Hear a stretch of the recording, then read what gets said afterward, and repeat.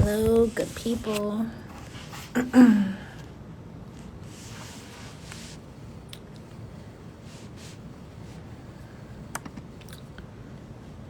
give y'all some time to get in here. Give some time to Chi to get in here while I pull up the script.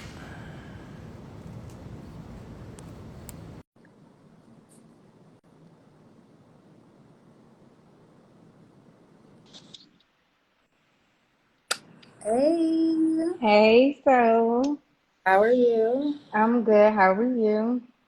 Good. Let me put this pinned comment. Then Hey, Palmer. Hey, everyone in the chat.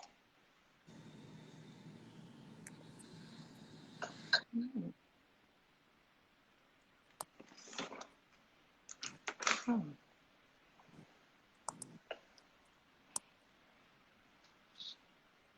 okay, there you go. Hey, Mo. Hey, Kate.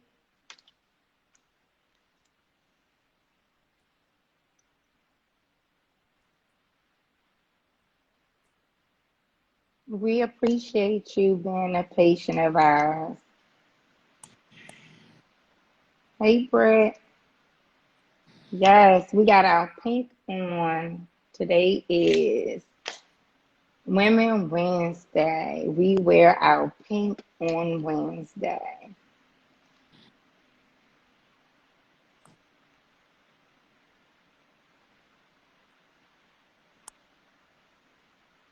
So we're going to give everyone a little bit of time to join in before we get started with the segment. Thank you all for tuning in. If you're joining us, please don't hesitate to share the live to get other people to tune in. Hey,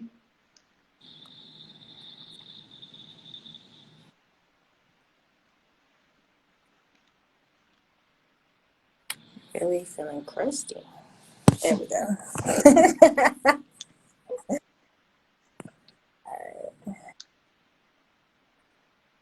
We'll give everybody one more minute and then we can get started. hi Hello. everyone that's joining in.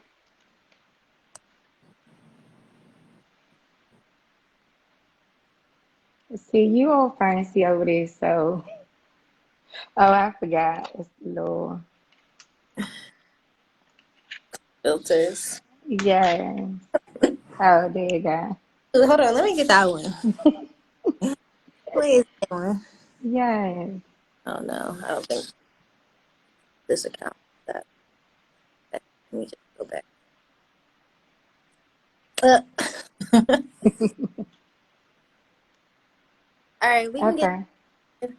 Um, thank y'all so much for joining us.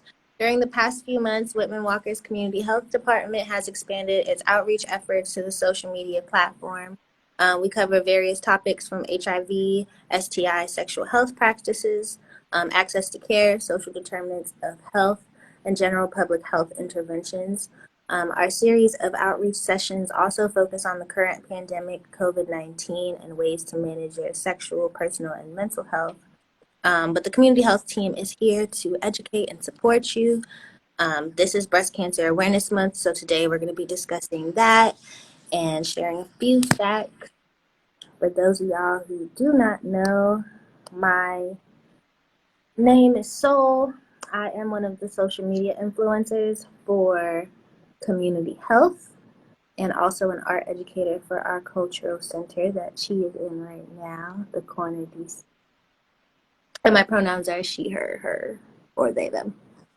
Hello, everyone. I am Chiquita Reed. Many know me as Chi. I am the youth prevention supervisor for our Youth Drop-In Center and Real Talk DC programming. My pronouns are she, her, hers. So I want to thank you all for joining us today for our Women Wednesday segment. So today we're rocking out pink for Women Wednesdays. You got your pink on, so Sure do. It's like, any but it's still pink. okay. Anybody in the chat got on some pink? Okay, so we'll give people more time to join in. So today we're going to be talking about breast cancer. So breast cancer starts when cells in the breast begin to grow out of control, forming tumors. Tumors can begin when the cells are benign and cancerous, also known as malignant or invasive.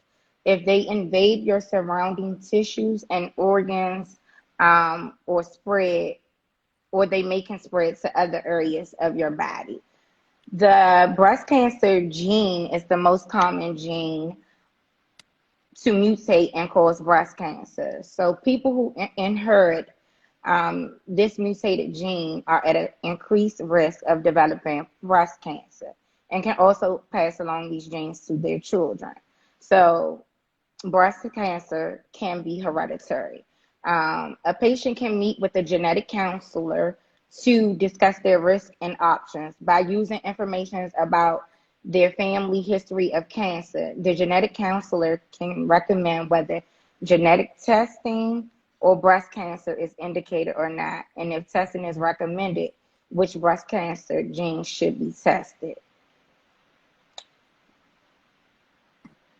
So is there any questions in the chat about what I just went over as it relates to breast cancer?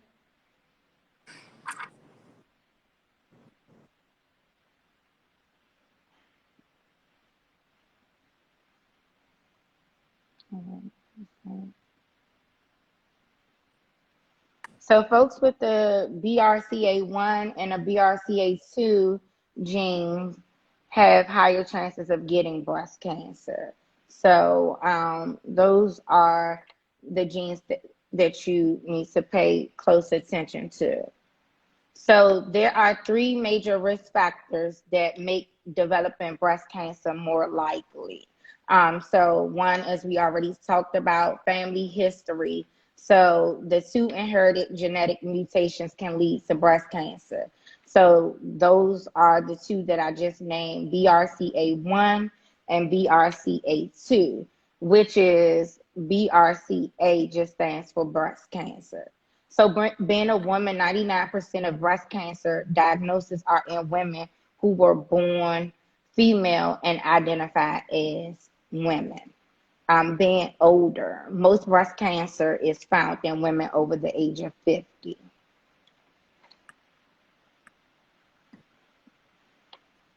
So lesbian women have an increased risk for developing breast cancer because of a cluster of risk factors as well.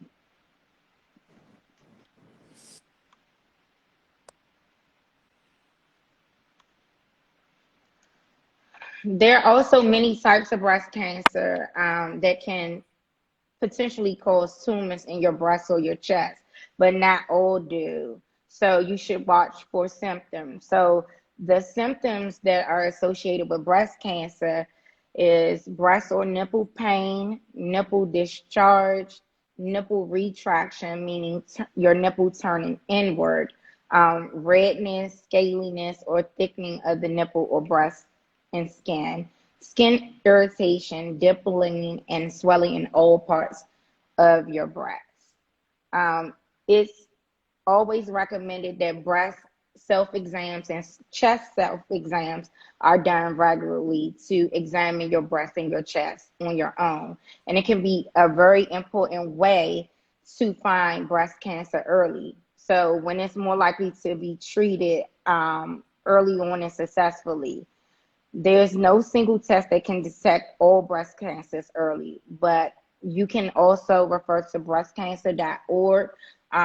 They believe that performing breast self-exam in combination with other screening methods can increase the odds of early detection.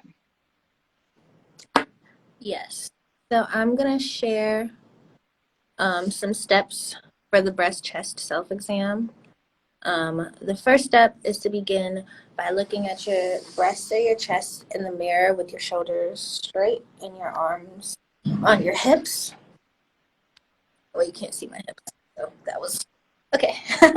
You're gonna look for unusual size, um,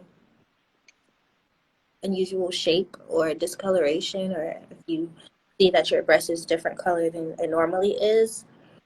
A breast or a chest that is evenly shaped without visible distortion or swelling is a good sign. Um, Dimpling, puckering, or bulging of the skin could be a sign of breast cancer. And a nipple that has changed position, or an inverted nipple, which is pushed inward instead of sticking out, could also be a way to detect it, um, as well as redness, soreness, a rash, or swelling. And if you see any of these symptoms or signs, you want to make sure that you bring them to your healthcare provider's attention. You want to do the same thing with your arms raised, and look for those same changes. And you also want to do this while you're at the mirror and look for any signs of fluid coming out of one or both nipples. Fluid may be watery, milky, or yellow, and the fluid may also be blood. Um, you also want to feel your breasts or chest while lying down and your hands are above your head. Um, Using your right hand to feel your left breast and then your left hand to feel your right breast. Using a firm, smooth touch with the first few finger pads of your hands, keeping the fingers flat and together. Use a circular motion, or up and down about the size of a quarter, and cover the entire breast or chest from top to bottom, side to side, collarbone to the top of your abdomen and your armpit.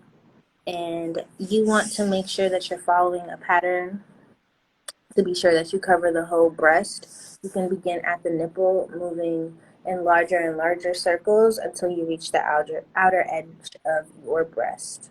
You can also move your fingers up and down vertically in rows, as if you were mowing a lawn. This up and down approach seems to work best for most folks, but be sure to feel all of the tissue from the front to the back of your breast. For the skin and tissue just beneath, use light pressure, and use medium pressure for the tissue in the middle of your breast. You want to use firm pressure for the deep tissue in the back, and when you've reached the deep tissue, you should be able to feel down to your rib cage, so like right here.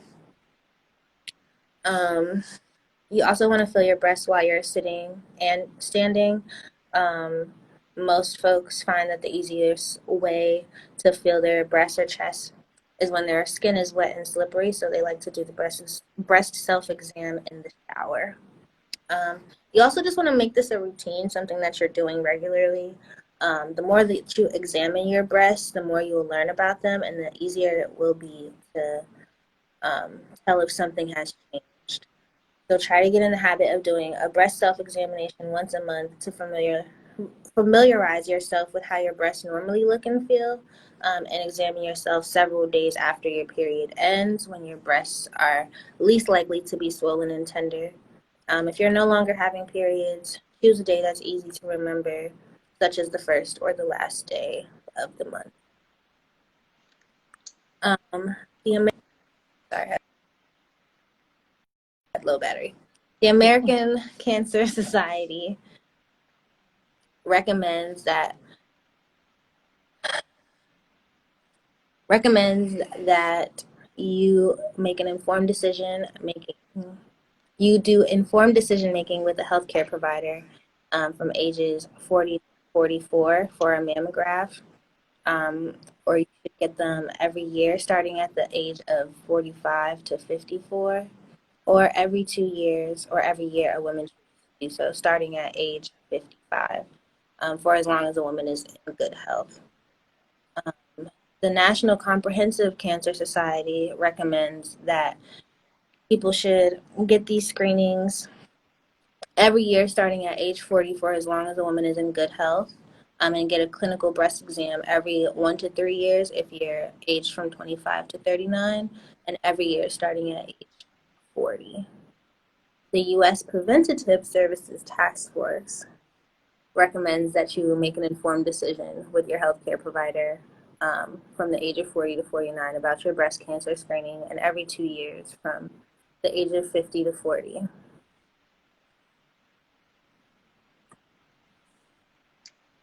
Okay, so with all that being said, what does that mean? It means that screening should continue as long as a woman is in good health and is expected to live at least 10 more years. All women should understand what to expect when getting a mammogram for breast cancer screening, what the test can and cannot do. They should also be familiar with how their breasts normally look and feel and report any changes to a healthcare provider right away. So if you notice that there is something going, if you know there's something going wrong with your breast or your chest and it doesn't appear to be right, you need to check in with your health care provider. Women at high risk for breast cancer is due to family history, genetic mutation, or other risk factors. So you should be screened with the MRI along with the mammogram. Talk with your healthcare provider about your risk for breast cancer and best screening plan for yourself. So according to Fenway Health, transgender women over the age of 50 who have been using feminizing hormones for 5 years or more should get a mammogram annually. If a transgender woman has a family history of breast cancer, mammograms may be recommended before the age of 50. Excess testosterone in the body can be converted to estrogen. Excess estrogen increases the risk of breast cancer. Transgender men taking testosterone may be at risk of breast cancer. Even after chest reconstructive surgery, some breast tissue will remain. The remaining tissue is still susceptible to breast cancer. According to Fenway Health, among many other barriers to receiving health care, transgender men may feel disconnected from their chest or assume chest reconstructive surgery protects them and therefore do not see a healthcare provider for clinical chest exams. Transgender men who have had chest reconstructive surgery should still receive annual chest wall and axillary exams beginning at age 50. Transgender men who have had a chest reduction may still be recommended to have annual mammograms beginning at the age of 50. Transgender men also that have had that have not had chest reconstructive surgery should follow the same guidelines as a cisgender woman. If a transgender man has a family history of breast cancer, these recommendations may be different. So, all in all, everyone should be talking to their health care provider to figure out what the best options would be for you. Well, thank y'all so much. Thank you, Chi, for this information. Thank y'all so much for tuning in and joining us today. Remember to follow us at Whitman-Walker on Facebook, Twitter, and IG for more sexual health education and the most up-to-date information about Whitman-Walker Health Services. And you can also join us tonight for the relaunch of the BAG series. You can tune in at 7:30 at bit.ly/BAGGRSVP. You can also find this link in our bio.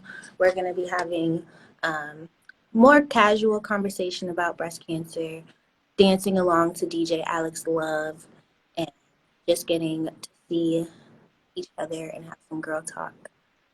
And if you remember, please show up with your pink on because on Wednesdays we wear pink. And to close out the celebration of BCAM, Breast Cancer Awareness Month, we would like to see some of the people that are on the lives. If you have not signed up, please do so. If you may not can attend, please share with your close contacts to have them sign up. We're encouraging everyone to come back on the Whitman Walker Live to tune in and hear some of the snippets that the DJ has before we get started. All right. It was a pleasure. So see you at. See you soon. All right. Have a Bye. good evening, everyone.